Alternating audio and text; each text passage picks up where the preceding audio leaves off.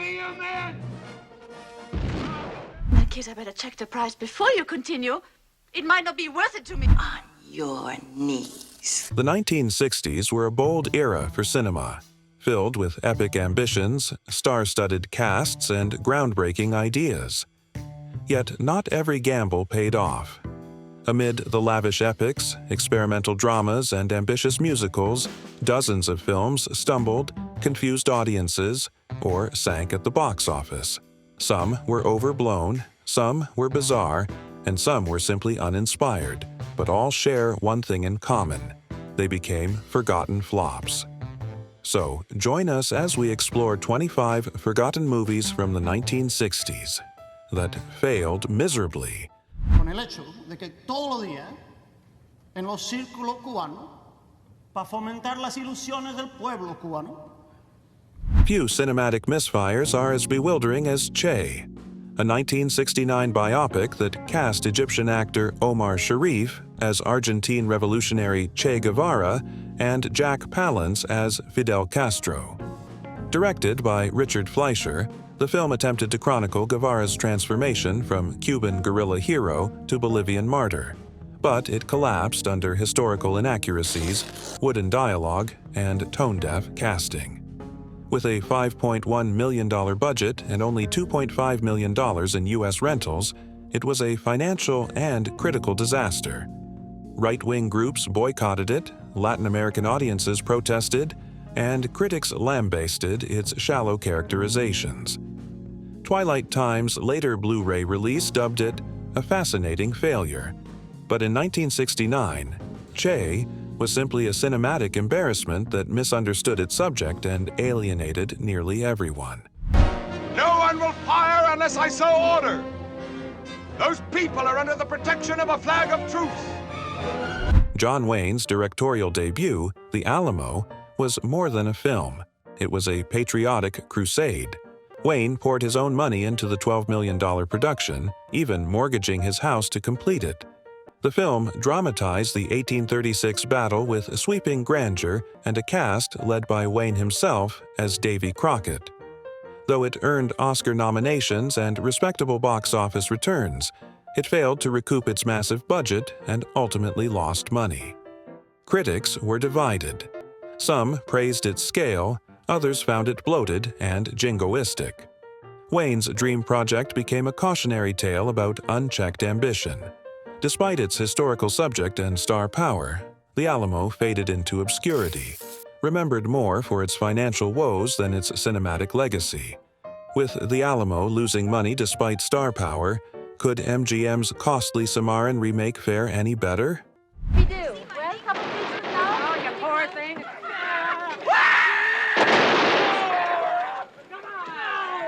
Take a blow there! When MGM decided to remake its 1931 Oscar-winning Western Samaritan, expectations were high, but the result was a costly miscalculation. Directed by Anthony Mann and starring Glenn Ford, the film aimed to capture the pioneering spirit of Oklahoma's land rush and the rise of a frontier town. Instead, it delivered a sluggish narrative, uneven performances, and failed to resonate with contemporary audiences. With a budget of $4.5 million and losses exceeding $3.6 million, Cimarron became one of MGM's biggest flops of the decade. Critics found it lacking the emotional depth and urgency of the original, and its box office failure marked the end of lavish Western epics for the studio. Today, it's a forgotten relic of misguided nostalgia. Your knees. You dare ask the proconsul of the Roman Empire? I asked it of Julius Caesar. I demand it of you. No account of cinematic excess is complete without Cleopatra. What began as a modest $2 million project spiraled into a staggering $31 million spectacle, the most expensive production of its era. The troubled shoot, derailed by Elizabeth Taylor's illnesses, the addition of Richard Burton, and constant rewrites, was plagued by scandal and delays. Director Joseph L. Mankiewicz oversaw massive sets and 4,000 costumes, yet the lavish pageantry couldn't disguise its bloated pacing. Although the film won 4 Oscars and topped the box office in 1963, the costs were so overwhelming that it nearly bankrupted 20th Century Fox, forcing the studio to sell assets and scrap other films. While later re-releases finally brought profits, Cleopatra endures as Hollywood's most infamous cautionary tale of extravagance and near ruin. After Cleopatra's financial chaos, could Julie Andrews' musical star finally strike box office gold? Julie Andrews plays Gertrude Lawrence, the golden girl of the golden age of show business, and London's Dominion Theatre, Tottenham Court Road, is the scene of the royal world premiere. Julie Andrews was riding high after Mary Poppins and The Sound of Music, but Star brought her momentum to a screeching halt. Intended as a lavish musical biography of British actress Gertrude Lawrence, the film was directed by Robert Wise and packed with elaborate numbers and period costumes. However, critics found it cold, overlong, and emotionally distant. At nearly 3 hours, it tested audience patience and failed to connect with younger viewers. Released during a cultural shift toward grittier realism, Star felt outdated and indulgent. It earned just $4 million against a $14 million budget, and Andrews' career took a hit. Despite its technical polish, Star was a commercial and critical misfire that marked the end of an era.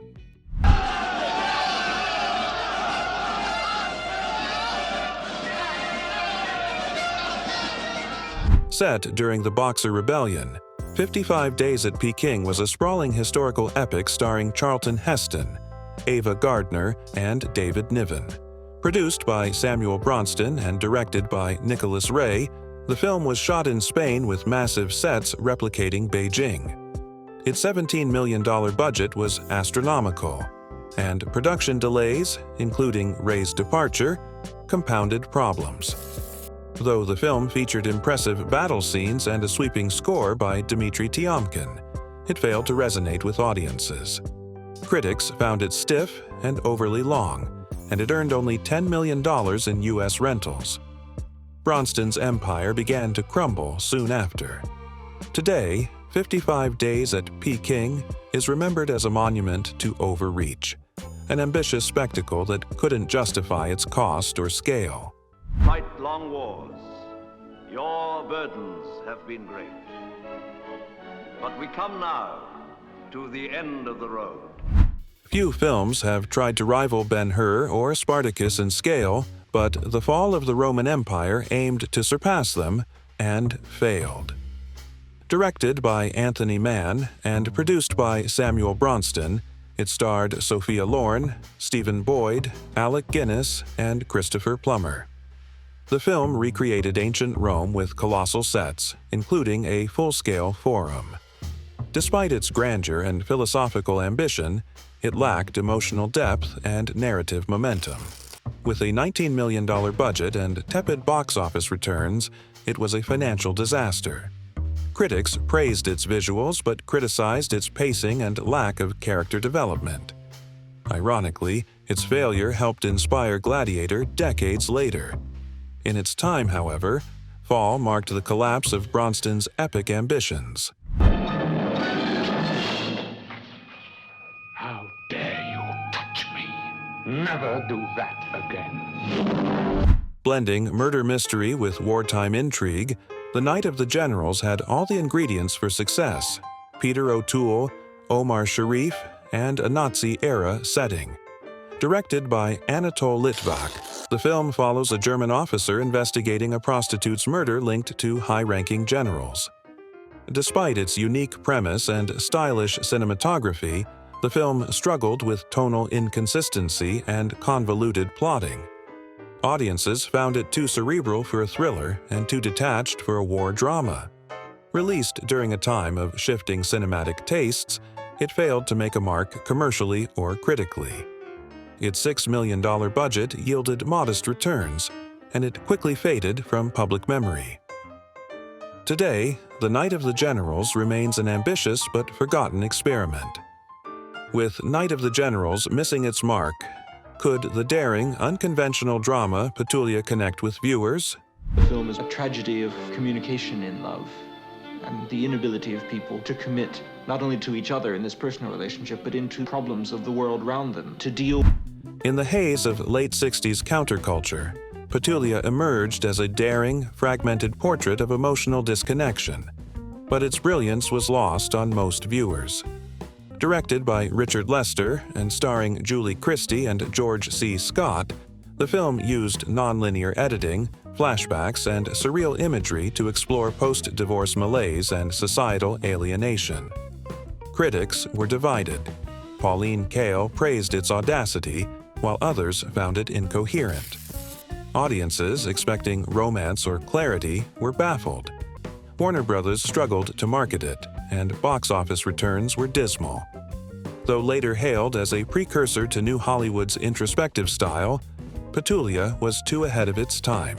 Its failure stemmed not from lack of quality, but from a cultural moment unprepared for its complexity. Are you sure about this, are you? I mean, that was the whole message. Just come here, 54.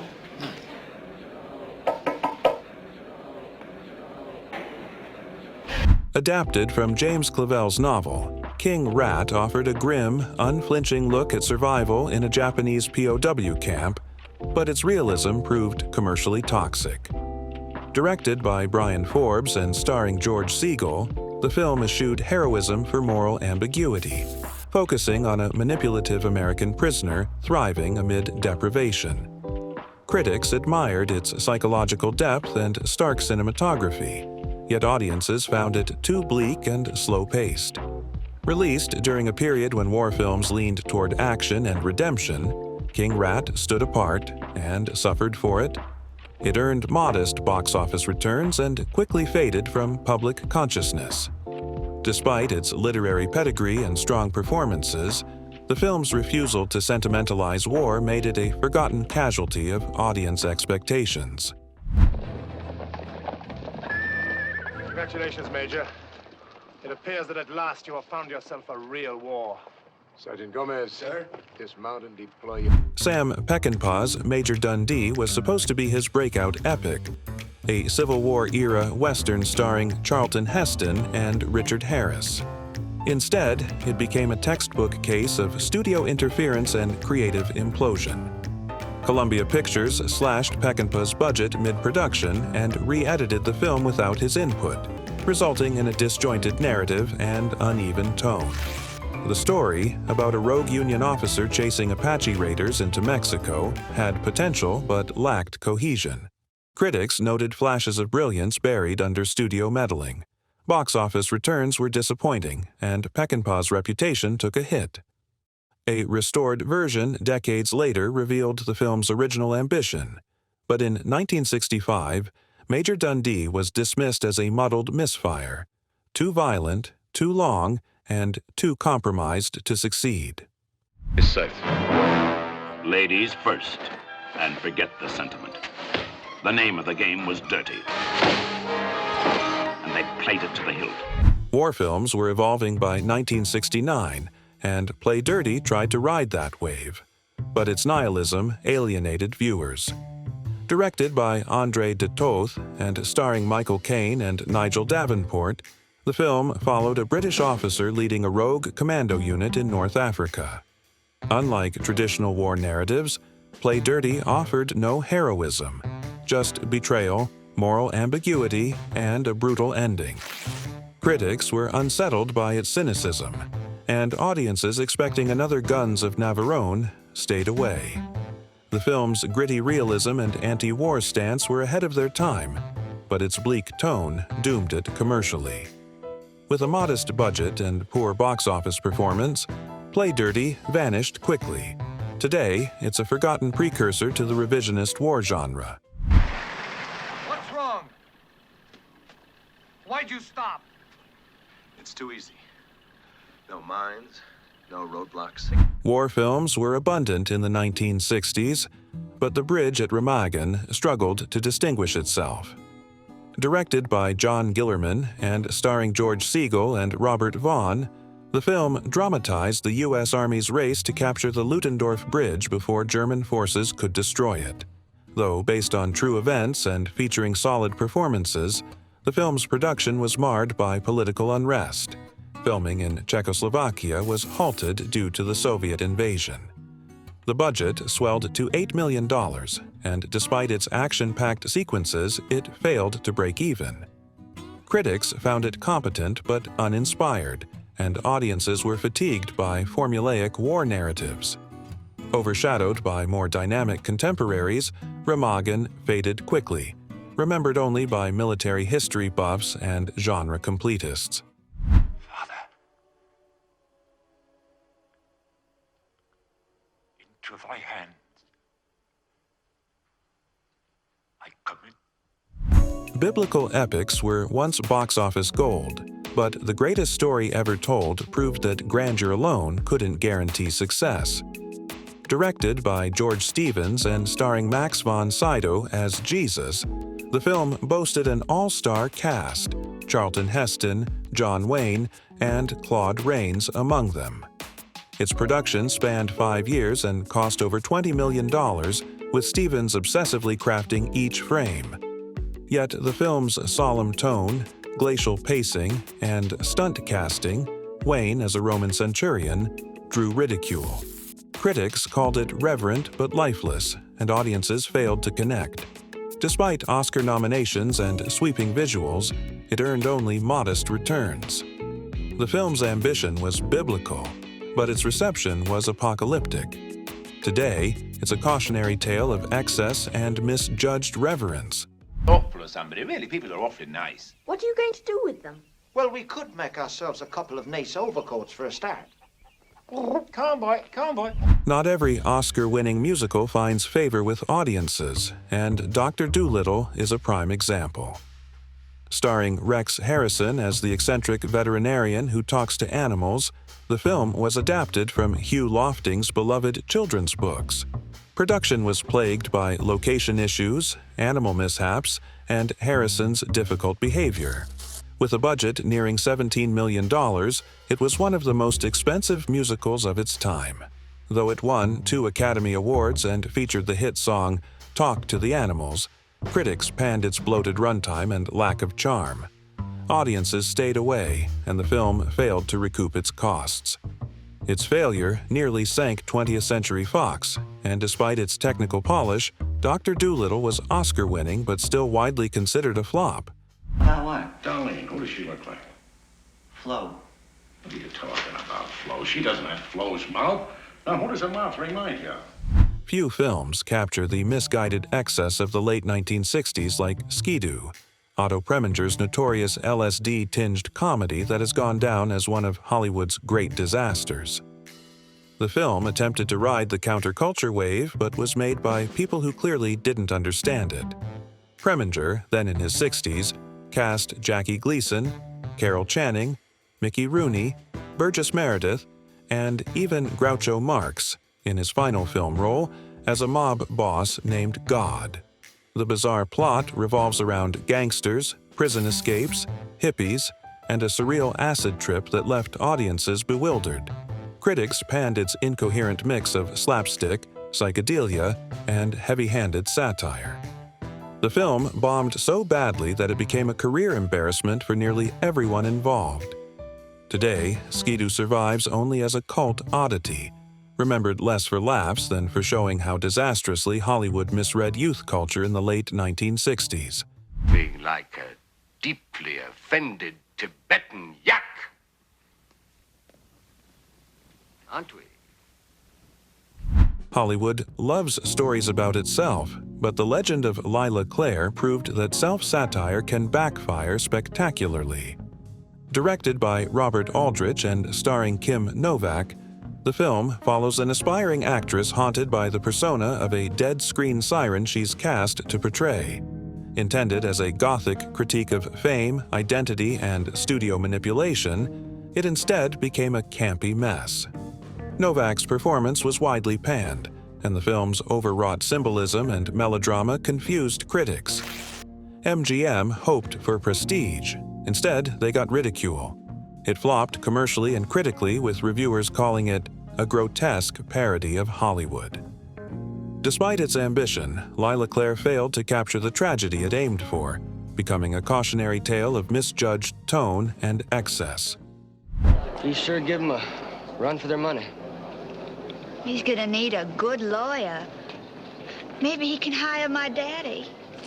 When a film boasts Marlon Brando, Robert Redford, and Jane Fonda, expectations soar, but The Chase couldn't deliver. Directed by Arthur Penn and based on Horton Foote's play, the film explores racial tension, corruption, and mob violence in a small Texas town. Brando plays a weary sheriff caught between justice and chaos. Despite its star power and thematic ambition, the film was criticized for its muddled narrative and heavy-handed symbolism. Audiences found it grim and unfocused, and its $5 million budget failed to yield strong returns. Released during a volatile political climate, The Chase tried to comment on American unrest but lacked clarity. It's now largely forgotten, overshadowed by Penn's later triumphs like Bonnie and Clyde and Little Big Man.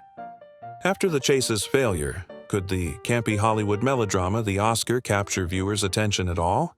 You didn't sit there in the Polo Lounge and say, "Go ahead, Cappy. Save my life, Cappy. Let me keep my car, my home, my yacht." You didn't do this.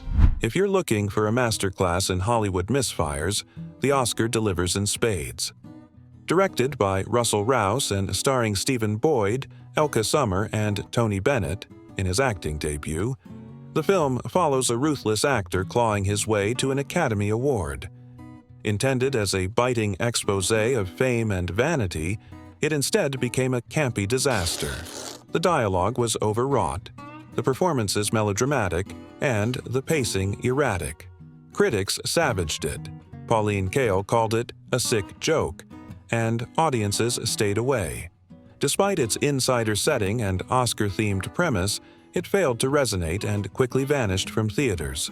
Today, the Oscar is remembered only for its unintentional hilarity and as a cautionary tale of ambition gone awry. Ever since. I saw that story Tuesday night on the TV movie of the week.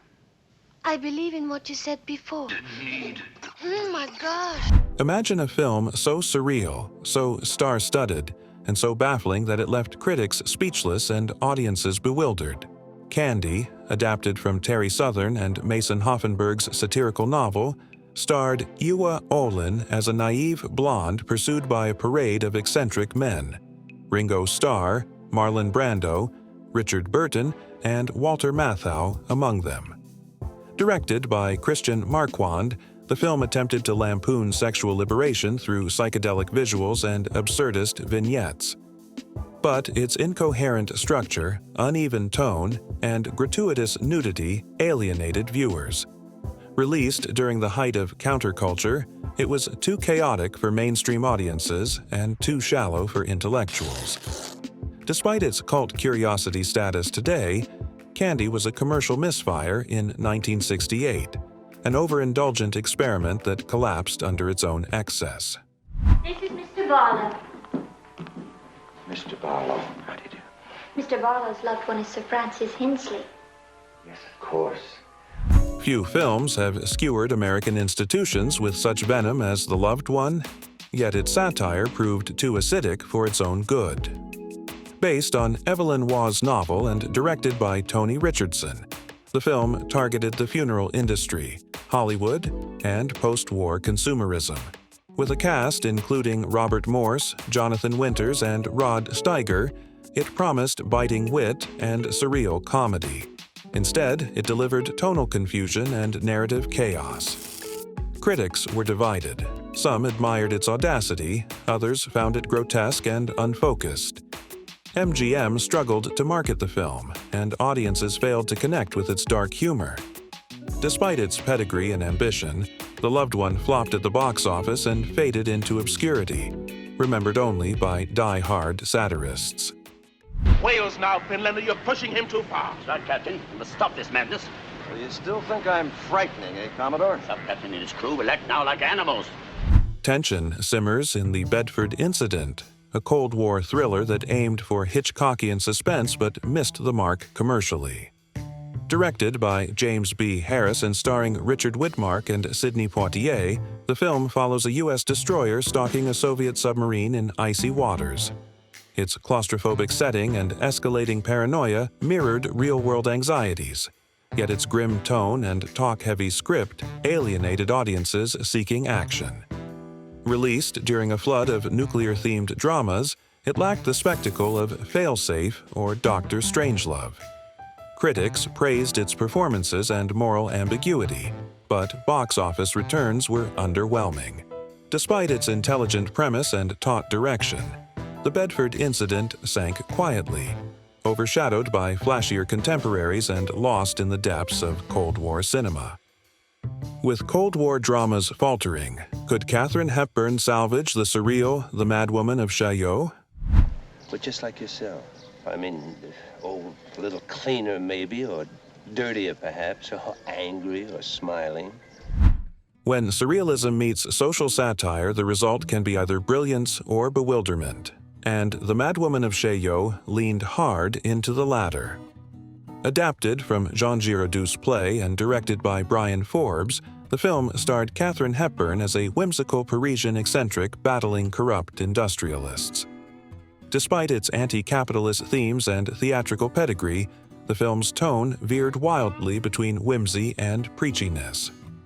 Hepburn's performance was praised, but the supporting cast, Yul Brynner, Richard Chamberlain, and Donald Pleasance, struggled with the material's abstractness. Critics found it incoherent, and audiences were left cold. Released during a time of cinematic realism, its stylized absurdity felt out of step. The Madwoman of Chaillot flopped commercially and artistically, vanishing into the fog of forgotten political allegory.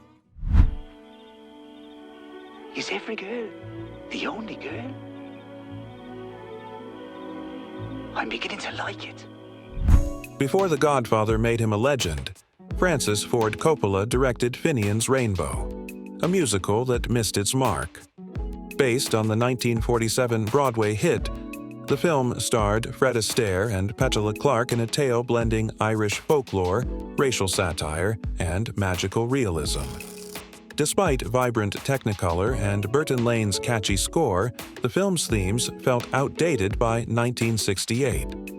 Its portrayal of a racist senator transformed into a black man was intended as progressive, but landed awkwardly.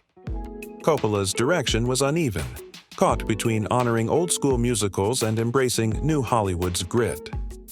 With a $5 million budget and lukewarm box office, it failed to impress critics or audiences. Finian's Rainbow became a curious footnote in Coppola's career, ambitious, colorful, and ultimately misguided. Some films are so ill-conceived they're buried before release.